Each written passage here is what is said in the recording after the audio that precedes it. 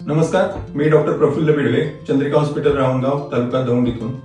आज आपण डायबिटीस बाबत काही सामान्य गैरसमज समजून घेणार आहोत, जे अनेकांना वाटतात पण खरं तर चुकीचे आहे. सर्वात मोठा गैरसमज, डायबिटीस फक्त गोड खाल्ल्यामुळे होतो.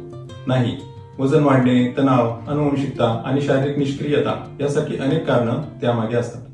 दुसरा गैरसमज, डायबिटीस म्हणजे आयुष्यभर औषध. पण खरं हे आहे की आहार, व्यायाम आणि योग्य जीवनशैली यामुळे ब्लड शुगर उत्तम नियंत्रणात राहू शकते.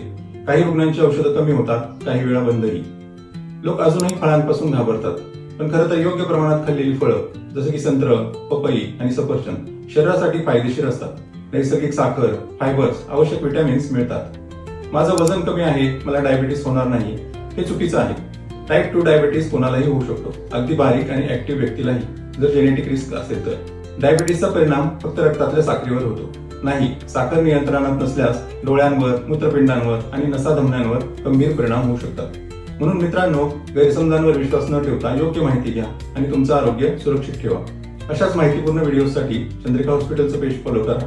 हा व्हिडिओ आपल्या मित्रपरिवारात शेअर करा. धन्यवाद.